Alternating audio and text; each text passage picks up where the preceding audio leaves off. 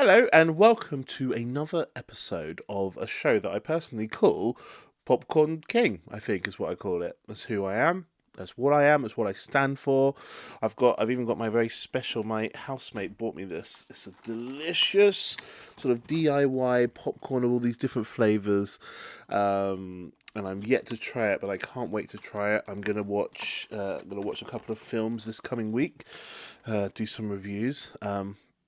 I've had an interesting last week or two. I've seen quite a few different movies, some new series. I'm going to do the reviews for them all right now, and I am starting with The Last Showgirl. So, The Last Showgirl is a new Pamela Anderson movie starring Pamela Anderson, also starring oh, what is her name? I should have this all loaded up, right? Jamie Lee Curtis, that's it. Brenda Song, and Dave Bautista. I'm just looking at the IMDb. Hope you don't mind. So I'm just going to read the. What does it? What does it say for the synopsis here? A seasoned showgirl must plan for her future when her show abruptly closes after a 30-year run. There was a little bit of talk about this during awards season. Obviously, this is England, so films come out here ridiculously late for some reason. I guess they were hoping to release it in the UK with like a banner saying nominated for Oscars, but it's not that kind of film. Like you watch it and you go, this isn't that kind of movie. It's not an Oscar caliber film, I'm afraid. Some of the acting was very, very good. Actually, very incredible. Jamie Lee Curtis was outstanding, and she was getting nominated for a few awards here and there. But she was awesome. But I would say Pamela Anderson's acting choices were quite weird, and it doesn't seem like bad acting. It seems like this was a choice, like a very specific choice to talk in kind of a. So she sort of spoke like an old fashioned film, like you'd imagine they speak in, I don't know, in films from like the 50s or the 40s even. Um, and yeah, it didn't feel authentic or real. But then the film sort of generally had a dreamy like flavor about it. The camera was always sort of blurred on the sides. Even just the whole screen was a little bit blurred sometimes. You'd be squinting around. Is there something wrong with my eyes? But yeah, it wasn't. It was obviously these were all obviously like discussed and deliberate decisions, but it just created quite a strange atmosphere because yeah, Pamela Anderson was just a bit weird, like a bit of a strange person. Her character, she's the one who she's sort of this. I guess she's in her 40s, or she lies about her age, so you don't know. But I guess she's supposed to be late 40s, maybe even 50 in this film. And she's still doing a job that has lots of young girls. She's a showgirl. She's got feathers on her backs, and she's wearing sort of very small amounts of clothing that's all shiny and sparkly, and there's chorus lines and things like that. And I think she believes this character seems to believe in like the beauty of the past, maybe like what you'd expect watching a cabaret or either musical Chicago, like those kick line, chorus line girls with beautiful sparkly clothes and yeah, it's this sort of very, I guess, very like high class, very. It's supposed to be high class, kind of extremely um PG version of stripping, I guess you could put it that way if there's such a thing. Um, but yeah, just strange. But we never get to actually see the act. Like, so that this club is stopping this show. These showgirls. It's stopping this show and putting something new in.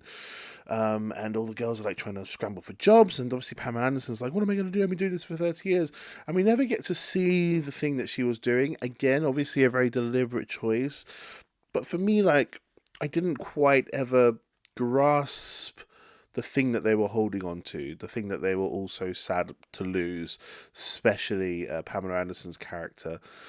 and obviously she was living in some kind of fantasy world. This estranged daughter comes in sort of halfway through the film, and uh, again, this whole thing, it's like, is this a real person with real life sort of emotions, or is this a strange kind of dreamlike performative person who doesn't talk like normal people talk? Like Pamela Anderson is just a strange character. Um, he did hit upon some themes that are that strike me, like strike a chord with me. If I'm honest, there is this whole sense of how long do you keep chasing your sort of dream? How long do you keep sticking around in an industry that really has youth as its main sort of occupants? I'm a musician. I play on stage every single week, and I sing on stage every single week to an audience. And even I'm 35 now. It was my birthday recently. Thank you very much. And even I'm like, well, I'm not going to be able to do this job when I'm like 50, or maybe I am. Maybe I am going to be able to do it when I'm 50. But will it just seem sad and lonely and desperate?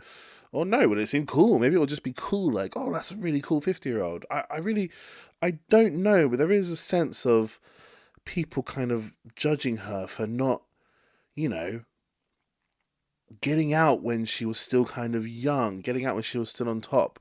Like, I guess the whole idea is, if you're gonna chase these sort of artistic dreams, these are more performative dreams, I guess the kind of general idea for like the general public is to be like, yeah, you go in and you make your riches in your 20s and maybe 30s, and then you get out, because no one wants to see like an aging dancer or an aging singer. But then again, why not? What's wrong with aging? Everyone ages. That's just a thing that everyone does. So, in the end, the story it was relatable to me. Like, I found it quite interesting to watch and see the story evolve. Um, but yeah, just some of the way that the camera shots and the acting was chosen, I was like, man, it didn't grab me like I wanted to. But a really interesting sort of idea, general subject to sort of follow. But in the end, too blurry, acting a little bit too weird, and it probably struck a chord a bit too close to home for me to at all like feel comfortable watching this ever again. But hey, tell me what you thought about it in the comments below. Maybe even like the video if you want to. But we're going to move on to another review, another film I saw recently, which was, of course, Mickey 17. Mickey 17 is the new, what's his name? Robert Pattinson film, starring Robert Pattinson, starring Stephen Yeun, starring Mark Ruffalo, starring a whole host of actors. And of course, there's going to be a whole host of great actors in this film, because the film is directed by Bong Joon-ho. Now, Bong Joon-ho, quite frankly, made one of the best films of the past, like, 10 years with Parasite. Parasite was a fucking incredible film. He has you in the palm of his hand in that film, and you're just like, this is stellar filmmaking, all basically set in a house, and it's all about the acting, and it's all about the surprises and the way the story develops and envelops you as an audience. Mickey 17, I guess he's shooting for a slightly different stratosphere, because this is obviously a very big budget film. It's all set in like space, on spaceships, there's aliens and stuff, and there's some terrific acting in this film. I have to say, Robert Pattinson, he plays two characters, and he's amazing in this film. He's really, really good. I'm just gonna, I guess, read the synopsis. It's Mickey 17, known as an expendable, goes on a dangerous journey to colonize an ice planet. So yeah, basically the conceit of the story, the interesting thing about this story is that Mickey needs to get on this spaceship, which is he's running away from some sort of gangsters, from some sort of detios, I guess, and he wants to get onto one of these big spaceships that are going to go to another planet, because that's pretty much as far away as he can get from these gangsters.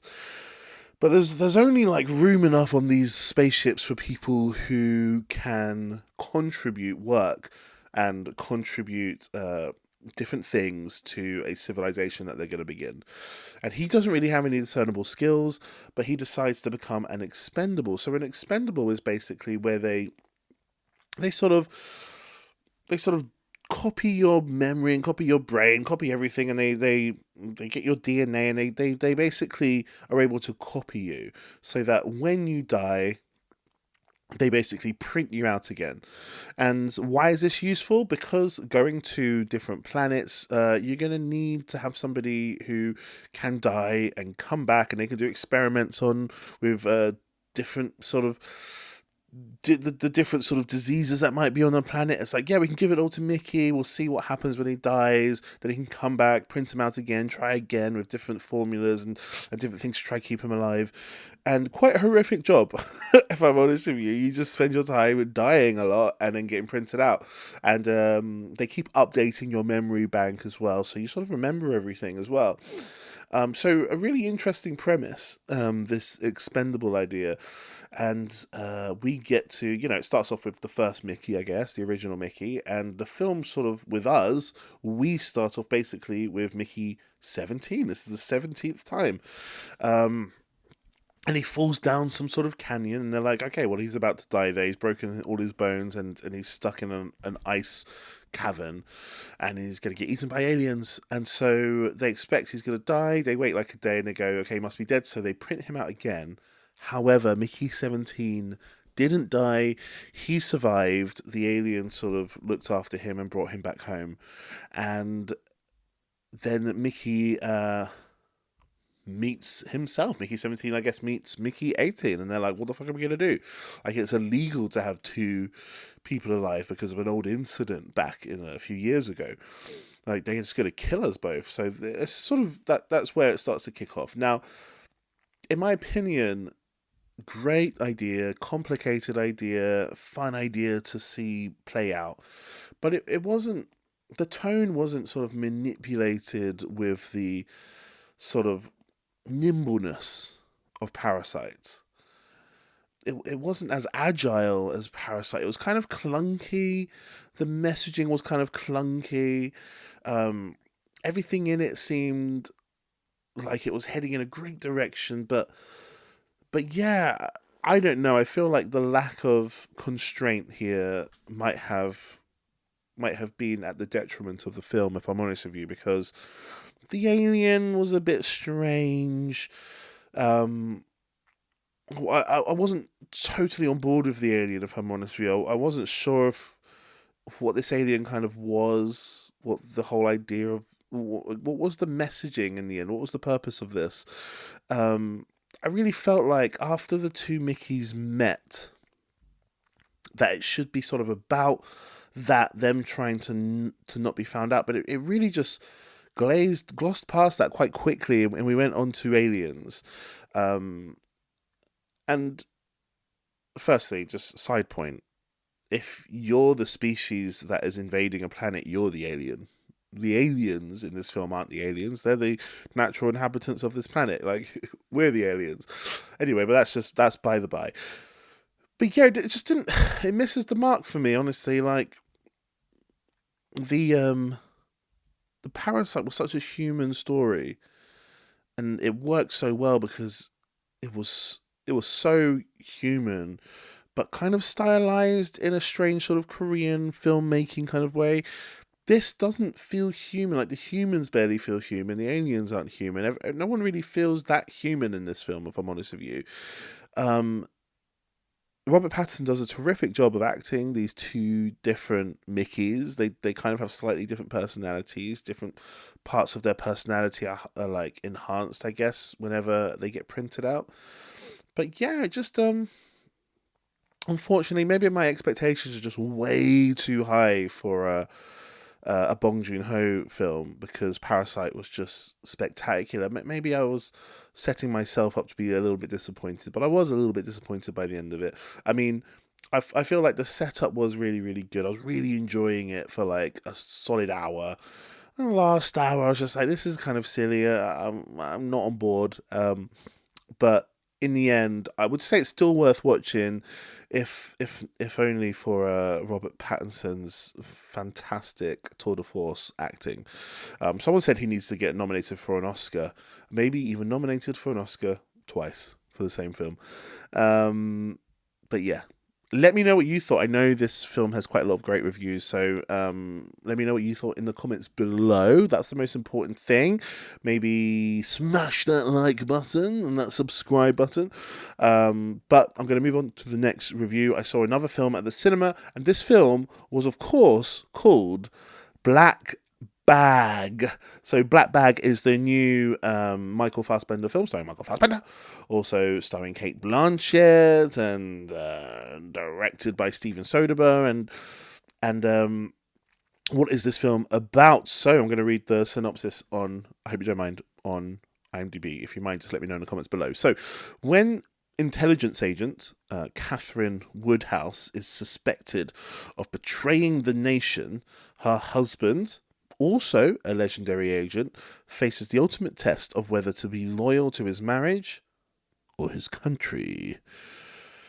I'm going to try not give any spoilers away, because that's like so missing the mark of what this film is really about, because it's really about the political sort of dynamics between friendships and relationships. And that's when it's at its absolute best. This film, I really, really surprisingly enjoyed it. I thought I was going to be bored. It's kind of a bit like, it's a bit like a play. Now, I'm a theatre guy, but sometimes you'll sit down in a play and you go, oh, okay, I gotta really prepare myself for a play, because this is going to be, hours of just sort of talking with not much action happening at all, which is fine, but you gotta be in the right frame of mind. And maybe I wasn't in the right frame of mind for this, because it was a play. There was just a dinner table scene that goes on and on and on and on and on and on and on and on and on and on and on and on and on. It just doesn't end, this scene, and it's this dinner party with all the main characters of the film, and you're learning, but you don't know that you're learning important stuff. You're like, is this important? I don't even know if any of this is important. They seem to just be casually, generally talking, but everything is important. Like, everything that's mentioned is important, and it all comes to play later. And it's very simple in that aspect, in terms of, it's really just people around a table chatting. But it's stylish, and it's kind of sexy in a way, and you're really not bored. Once you get into it, you're like, this is kind of thrilling and enthralling. Fassbender is absolutely excellent. He's brilliant. His sort of what's the right word for it? It's not like OCD. He's just so particular. I know he's played that sort of character a few times now, but he's so particular, so intelligent. He comes across as super intelligent. And of course, like, Kate Blanchett's just incredible, and she's so stylish and cool in this film.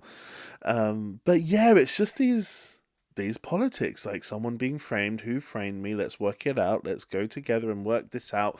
And it's just step by step the story unfolds. The lie detector scene, like, it's really, really good. It really could be a play. It's a spy thriller, basically set around a dinner table.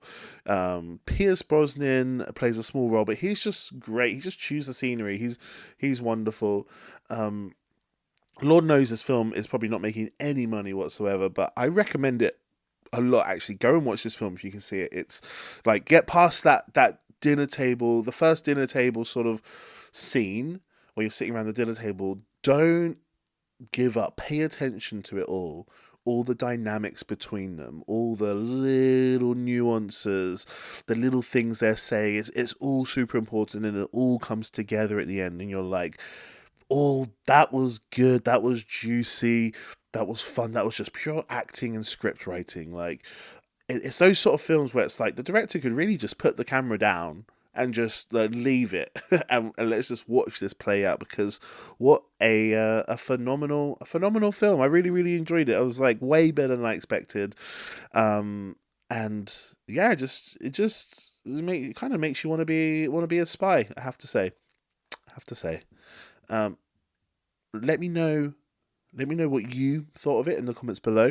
But I'm going to go on to my very next review, which is called it's a movie called Last Breath. So Last Breath is the new, who's in this film? Simu Liu film starring Simu Liu, starring Woody Harrelson. Woody Harrelson film starring Woody Harrelson and Finn Cole. Finn Cole is that actor from Peaky Blinders. So this is a true story that follows seasoned deep sea divers as they battle the raging elements to rescue their crewmate trapped hundreds of feet below the ocean's surface. So what did I think of this film? I thought it was amazing. What a great story. Like, this was a story I didn't know. It's set just off the coast of Scotland. And it's these guys that have to go sort of deep down into the ocean to sort of do maintenance on these pipes that are delivering energy and I guess electricity or some kind of energy source to the UK from Europe or from somewhere. I don't know. But there's these pipes all at the bottom of the ocean. Lord knows how they managed to build pipes down there, but there are pipes down there, and in these pipes there's power basically coming to the UK and going to all countries, I guess. And there's power stations down there as well. There's like literal power stations down at the very bottom of the ocean, sort of just miles off the coast. And it's not like a computer does any of this. It's people, human beings, go down and just look at it like a plumber would come and look at your sink. Like, it's just, you have to go down there, and the human body's not supposed to be down there, so they've got to spend a few days in some kind of tank that's sort of sealed off from normal oxygen.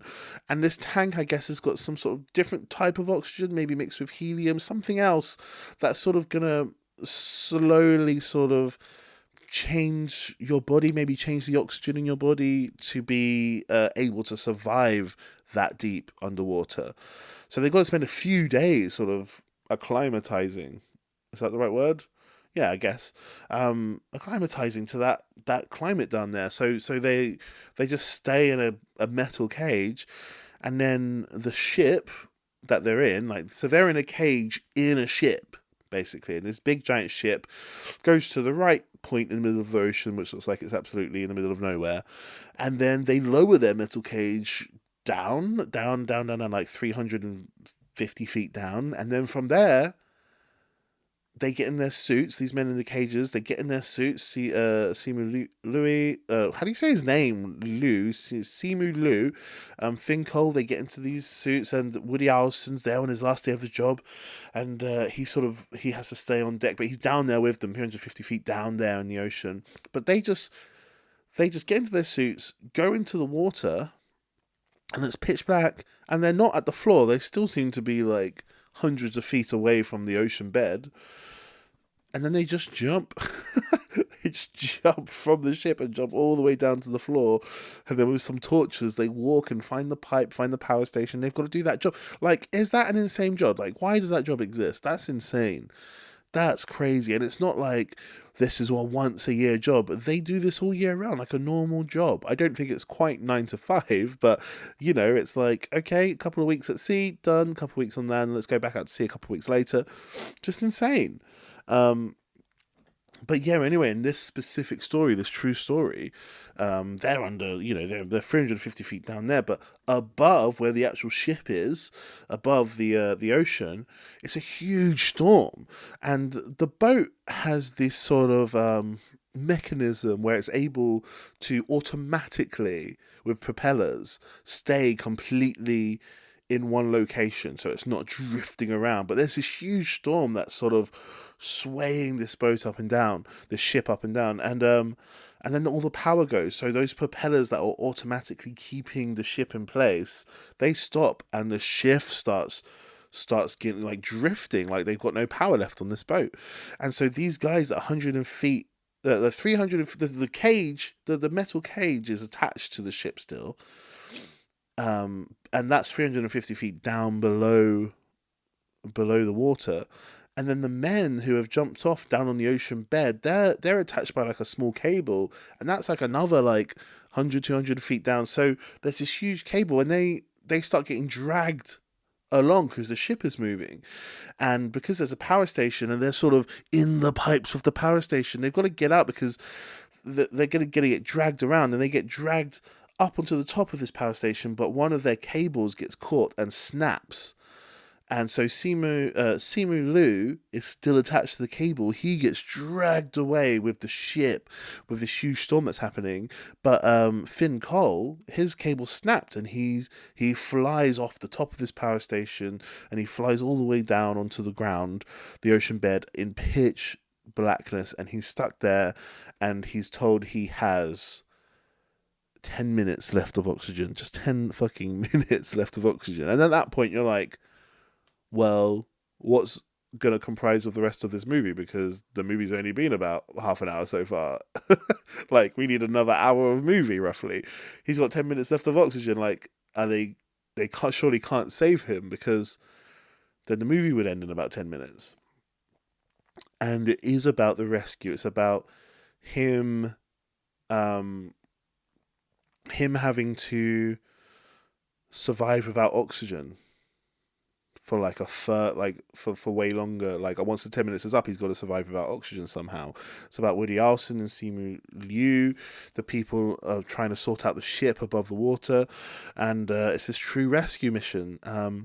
One crazy bit is, so Finn Cole, who's lost at the bottom of the ocean, he finds the power station again, and as his oxygen runs out, he's got the frame of mind, the presence of mind, to be able to attach himself to the power station. He gets himself on top of it and attaches himself to it, because as his oxygen just runs out, and he, quite rightly thinks, I'm probably about to die, he's got the presence of mind to attach his body, so his body doesn't drift off and float away with the ocean and become lost forever. Like, isn't that insane? That's so scary to have to really prepare yourself for death like that. The film was great. I was on the edge of my seat. I was practically gasping for air myself, if I'm honest with you.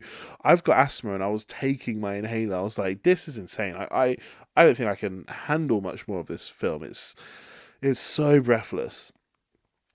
And it's just their day-to-day job. It's just crazy. I really recommend that film. There's a guy in my sauna who was like, it's a really good film, but if you're a diver, this is just normal for you. It's not that amazing. It's just normal stuff. And I'm like, damn, like, I'm never taking up diving. I'm sorry. If that's normal, if that's not too dramatic for you, if that's just normal diving, I'm like, that's not for me. I like breathing. Yeah. I've got asthma, I spend enough time without oxygen. Anyway, tell me what you thought about it in the comments below. I'm going to move on to my final review of the day, of the episode. And this is a special one because I just watched this on Netflix, and it's just wow. I'm talking about, of course, Adolescence. Adolescence is that new Netflix 4-part series. Kind of famously, it's every episode is done in one shot, one take. The camera never cuts. It all just keeps going and going and going. Now, this is the new Stephen Graham series, starring Stephen Graham. It's got Owen Cooper, Ashley Walters, a whole bunch of British actors that you might recognise from British shows. But the synopsis: when a 13-year-old is accused of the murder of a classmate, his family, therapist, and the detective in charge are all left asking what really happened. That makes it sound like some kind of mystery. It's really not a mystery. This series, one of the most unique things about this series is it answers the question pretty quickly. It's not some mystery as to who did it. You kind of find out very quickly, and there's no there's no trickery about it. There's no twists and turns and like huge bombshell moments. No, it's this is what happened, and then it's a very somber look at the circumstances that can bring teenage boys to act in this way. Because this is, knife crime is a huge problem in the UK, and probably in a lot of countries just in general. Is it called femicide? Just guys killing women is a huge problem. Like, this is a thing that happens so much. This series is so wow. It's so affecting. It's so interesting. Like, it doesn't glorify anything. It doesn't sugarcoat anything at all. And it doesn't spoon feed answers to you either. It doesn't give you straightforward answers. It's, oh fuck, like we just don't have an answer for this yet. We don't know exactly why young men, boys turning into men are doing this. Like, we don't have exact reasons why. And this show it's not going to spoon feed you the answers. It's just going to explore the circumstances of this boy's life, his school, his upbringing. It's going to explore the different things, and at no point are you going to be like, that's it. It just doesn't do that. It leaves it completely open for interpretation, and completely open for examination as well. It's just a marvelously written show. Like, you would be so tempted as a writer to add little elements of things that would make it sort of exciting. But the exciting thing about this is how just sort of normal it all seems. Because that's what's so scary about it. It's so fucking like, yeah, just the news like 2 days ago, a boy's been arrested for like 49 years. He's in jail for 49 years for killing his mum, dad, and sister, and was about to kill primary school. Like, this shit happens. Knife crime happens all the time with teenagers, especially. And the acting is just on another level. Stephen Graham, the young boy, the one who plays the main boy is Jamie, I think his name is. So Owen Cooper plays Jamie. Stephen Graham, obviously Ashley Walters, he's awesome. He's such a great actor. But yeah, the acting is so good. It's just thrilling to watch. So realistic, like the system, the way the police system works in England. You could tell that they've done their research and they've just made it as step by step, methodically realistic as possible. This is how the police system works. Once you get arrested, this is what's going to happen, and then this, and then this, and then this. They obviously did their research on what a school is like in the UK. Like, it's exactly that. The fire alarm, the going waiting outside in lines, the bullying that happens, the stressed out teachers, the feeling like, is anybody learning anything in these sort of like farms? Like, they're just sort of factory farms almost, they seem like. It's just children getting herded around from room to room with so much pent up, hormones. Obviously everyone's amazed by the technological achievement of the one shot, which is like amazing. Like, imagine all the rehearsals and stuff. I will say though, like, I find that amazing, and it really adds to this. I love it. It's great. But people are like, it's incredible. These actors, if they made a single mistake, they would have to stop and start filming the whole episode again from beginning. These actors weren't allowed to make even one mistake. Isn't that just the most incredible thing you've ever heard? And it's like, go to any theatre show. Like, all theatre is one shot, basically. Go to the West End. There's thousands and thousands of actors doing that eight shows a week, not making mistakes. Like, that's not unusual for actors. That's an actor's dream, actually, to really sort of dive into a character and try and inhabit a character and act that way for this, this period of time. It's actually harder, in my opinion, because I've done some acting here and there. I've done quite a lot of theatre. I've done some movies, and it's just a bit harder. It's actually harder to be in character for 40 seconds and then cut and come out of character, take some notes, and then get into character again. It's actually easier. It feels more natural as an actor to inhabit this character that you've developed, and then stay in it for a solid two like hour or two. That's better. Like you really feel like you get the stride going. So yeah, I mean, it's amazing. The one shot has its advantages, and it's great. It really, like, as a viewer, you're sort of stuck in this situation with them. You can't even blink, basically. But from an acting perspective, it's like, yeah, it's great that they do that. But most actors are trained to do that. That's theatre. You do your whole show in one take. You don't stop a scene in theatre and go, okay, let's try that again. Like, you do it. If there's any mistakes, you work through it. That's just what actors are trained to do. So great job. Like, the actors, round of applause, round of applause, round of applause. Actors were amazing, but that's what an actor should be able to do, in my opinion. Um, so obviously this film is dealing with very sensitive subjects, so I guess I'm going to go into some kind of spoiler here, if you don't want any spoilers whatsoever. But again, like I say, this film isn't about twists and turns. It's you find out what happens at the very beginning, but spoiler starting from now. So yeah, Jamie kills this girl. This young 13-year-old boy kills a girl. He stabs her. We see the CCTV footage. She pushes him. He gets enraged, pushes her, and then with a knife stabs her multiple times on the floor, and then she dies.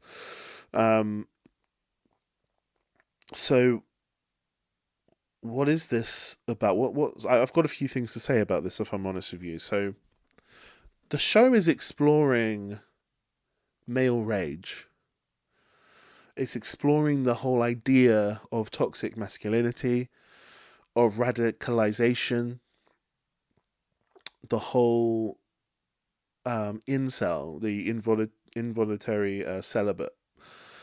This idea that since feminism has really grown and quite rightly it hasn't completed its job, but it's starting to equalize things between men and women, and hopefully it will carry on in that direction and we can all be more equal in the future. But a lot of men feel that it's harder to get a woman these days, and they're involuntarily having to be celibate because they're not making themselves attractive to women anymore. Women aren't forced into marriages and relationships like they used to be. They've got more choice, they've got more agency and ownership over their own actions and lives these days. And a lot of men are sort of left going, what? I can't get a woman. It's impossible for me to get a woman. And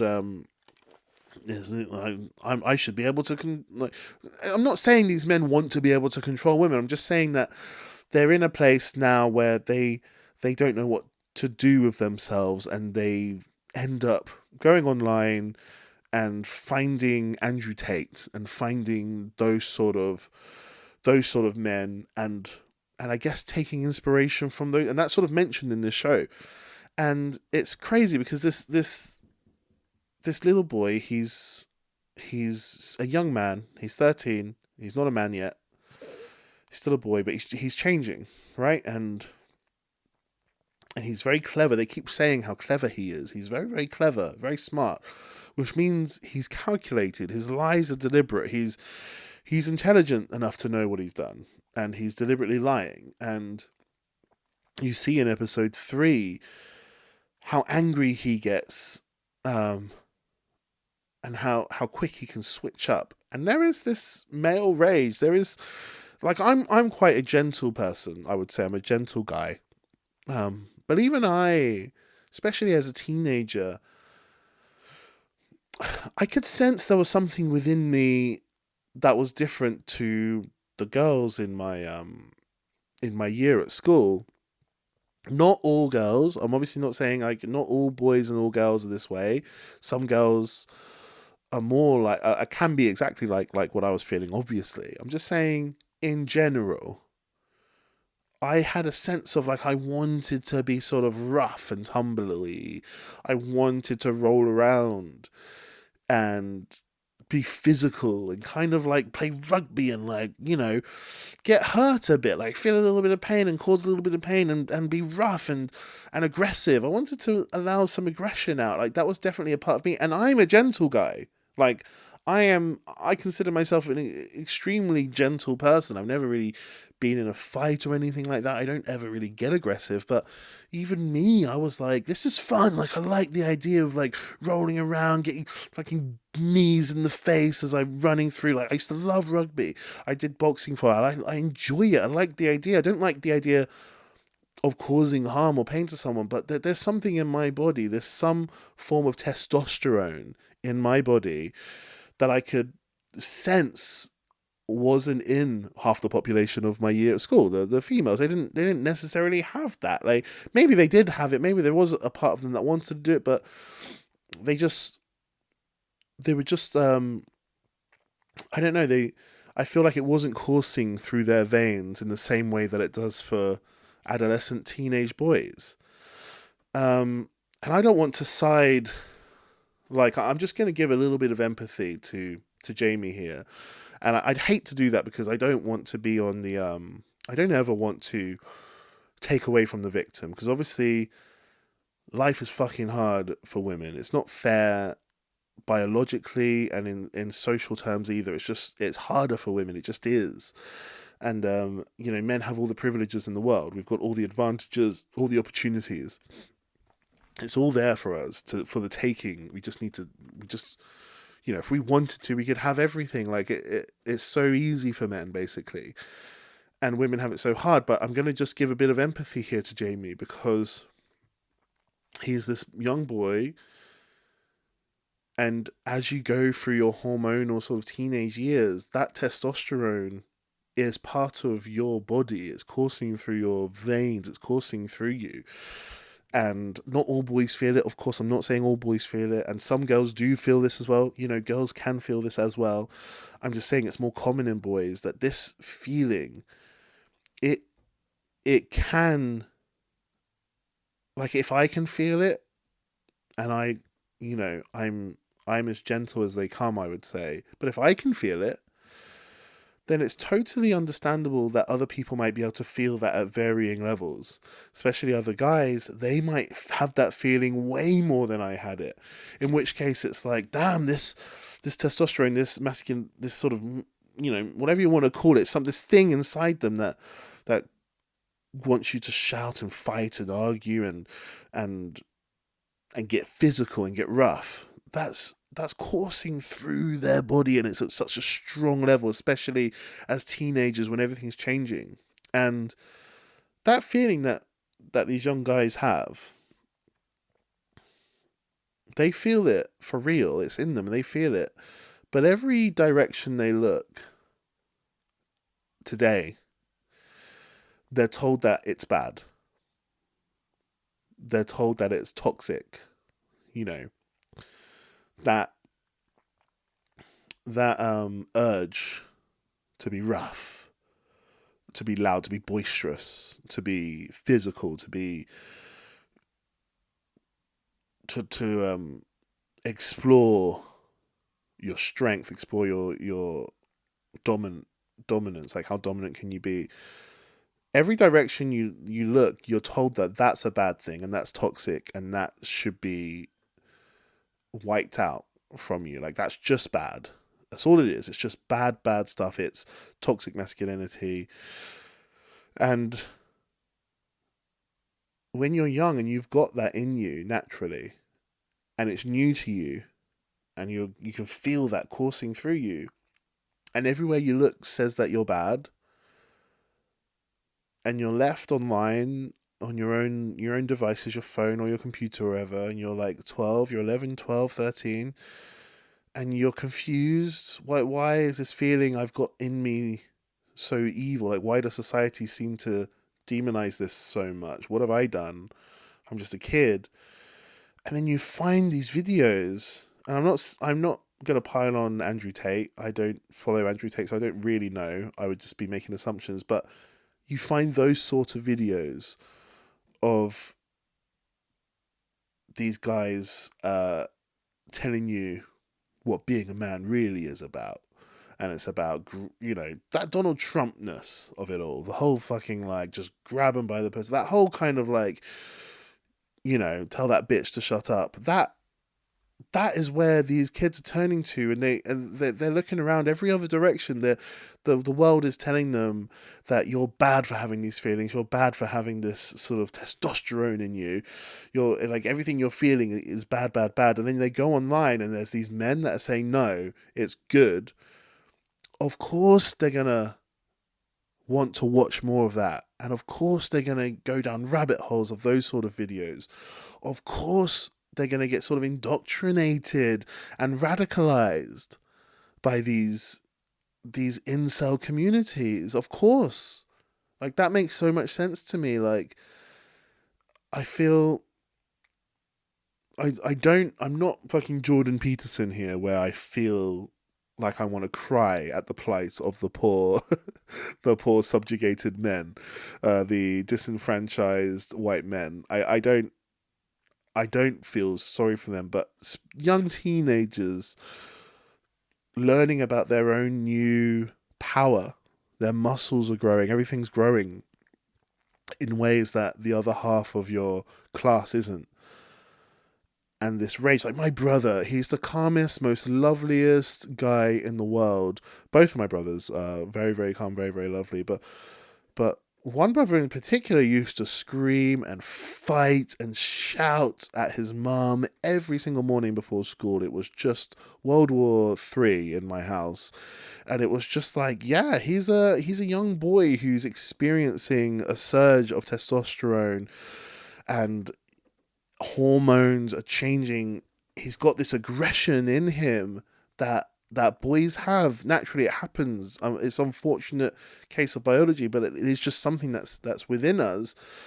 And yeah, like, even the nicest, gentlest men, boys, have this. And like, if my brother had it, if I had it in my own way, and you look at Jamie, he must just, be so confused, looking around everywhere, saying that it's wrong to have these feelings, even though it's completely and utterly natural.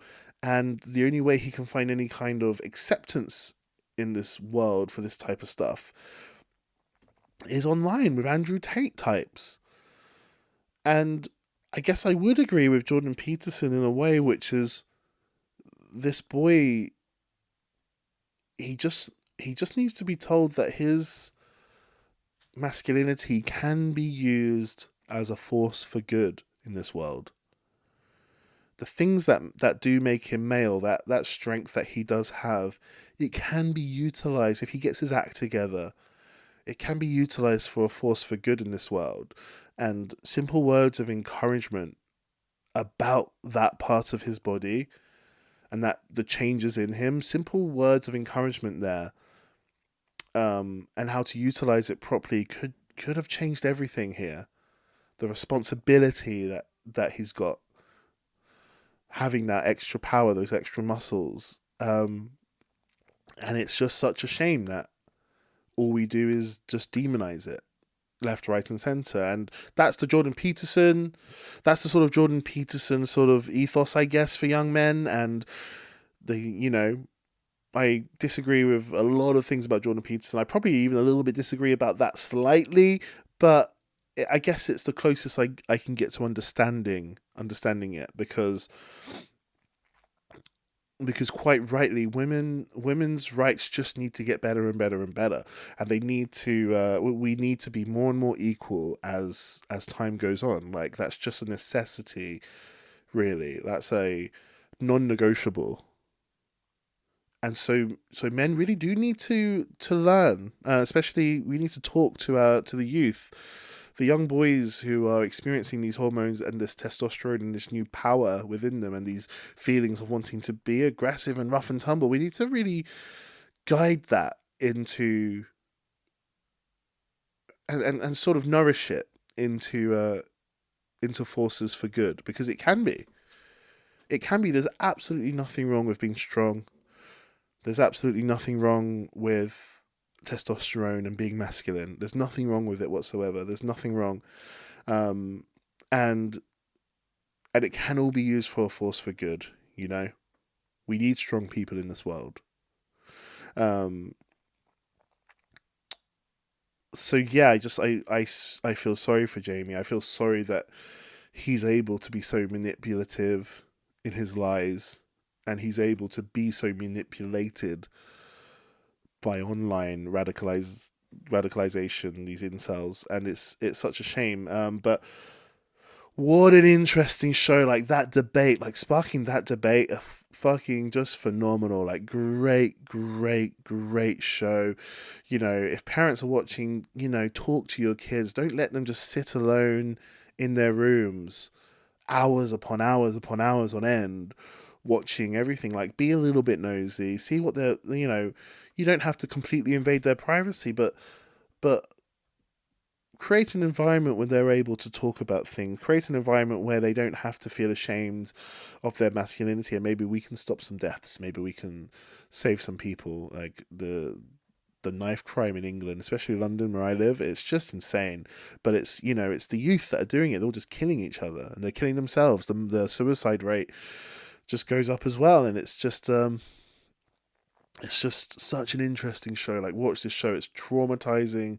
It's scary. I guess parents will watch this if they've got a young kid. They'll just be like, "What the hell am I going to do?" Like, you need to open dialogue. You need to talk about things. Kids are always going to have their own secret language that we won't understand. Like, as fast as we can understand their little emoji languages and the different things that they use to talk, as fast as we learn about it and understand it, is as fast as they're creating a different language that we won't understand. Like, that's just the way the youth works. We all kind of have our own languages, inter community languages, inter peer languages. Um, so you just need to know that they don't have to be ashamed, and that they can talk to you, and that you need to be a little bit nosy and see what they're watching, and make sure there's balance in the things that they're watching, and yeah, just super important TV show. It deserves every award that's going. I highly recommend it. I just think it's just spectacular, just fucking spectacular. And with this early on in the year, you know, what a wonderful year for TV already. Severance season 2. I'm going to do a review of that next time. But Adolescence, Jesus Christ, that's just incredible. White Lotus as well. White Lotus 3. We're going to have Last of Us this year. Oh, just so much good TV. But yeah, thank you so much for watching. I love you guys. Please comment below, like, subscribe even if you want to, and just know that you're loved, and I love you very much. Okay, bye.